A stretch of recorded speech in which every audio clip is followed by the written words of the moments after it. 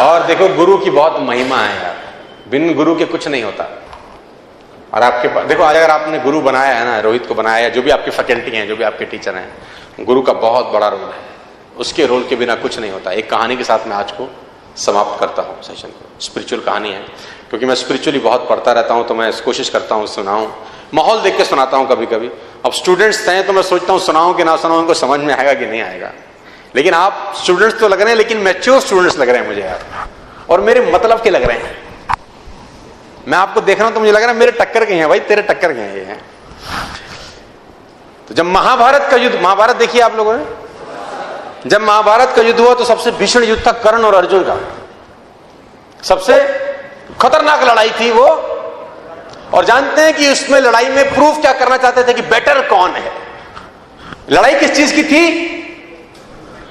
ये लड़ाई प्रूफ करने की तो थी ही नहीं कि तुम हारेंगे कि हम हारेंगे, कि तुम गलत हो कि हम गलत हैं। दोनों में एक ही लड़ाई थी कि हम दोनों में बेटर कौन है। और बहुत खतरनाक लड़ाई थी।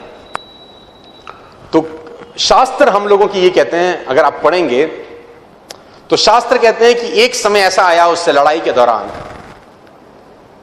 कि जो कर्ण थे उन्होंने जब तीर चलाया, जिसको बोलते हैं एरो, और वो तीर जब अर्जुन के पहिए में जाके लगा, तो शास्त्र ये बोलते हैं कि अर्जुन का जो रथ था, जिसपे भगवान कृष्ण खुद विराजमान थे, उनका रथ 3 कदम पीछे खिसक गया। इतनी शक्ति के साथ उसने बाण मारा। कितना फीट पीछे गया? 3 फीट। अब बारी अर्जुन की थी, उसको उसका आंसर। अब अर्जुन ने भी बाण लगाया, और जब वो बाण कर्ण के पहिए पे लगा तो उसके घोड़े जो उस रथ को खींच रहे थे 60 कदम पीछे ले आए। वो इतनी शक्ति के साथ बाण लगा। तो अर्जुन बहुत खुश हुआ। अर्जुन ने बोला भगवान को, हैंस प्रूफ्ड, हैंस प्रूफ्ड कि कौन शक्तिशाली है।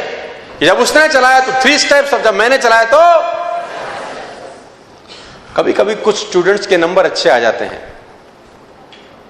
तो ईगो भी आ जाती है। कभी कभी देखो, नंबर अच्छे लाना और लाते रहना में अलग अलग बातें हैं। लाना और लाते रहना दोनों अलग अलग बातें हैं। तो यहां पर गुरु का रोल शुरू होता है। यहां गुरु उसको बताता है कि नहीं, ऐसा नहीं है, ईगो की जरूरत। उसने बोला देख मैंने तो मारा ना, देखो मारा तो 7 कदम, उसने मारा तो 3 कदम, तो प्रूफ हो गया, हेंस प्रूफ, थ्योरम सॉल्व।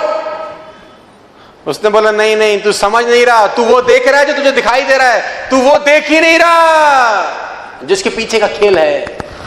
उसने बोला इसके पीछे का क्या खेल है? उसने बोला इसका पीछे का खेल मैं तुझे बताता हूं कि तेरे रथ पे मैं बैठा हूं पूरी दुनिया का भार लेके, और तेरे रथ पे एक और शक्ति विराजमान है जिसको बोलते हैं बजरंग बली, है ना, और उनकी ध्वजा में विराजमान थे। और ये वो बजरंग बली हैं जिनकी पूंछ तेरा भाई हिला नहीं सका था, जिसको तुम भीम बोलते हो। ये ताकत तेरे रथ पे बैठी है, उसके बावजूद वो तेरे रथ को 3 कदम पीछे कर गया रे। और तुझे भरोसा नहीं हो रहा तो ये देख। फिर भगवान ने कुछ ख्याल किया। कहते हैं हनुमान, शास्त्र कहते हैं कि हनुमान जी को इशारा किया, हनुमान जी गायब हो गए। भगवान ने अपने आप को भार विहीन कर लिया। अब जब कर्ण ने अगला तीर चलाया तो उसका तीर रथ को आकाश में ले गया। तो भगवान ने बोला इसीलिए गुरु की जरूरत रहती है कि चेला उड़े नहीं फालतू फंड में।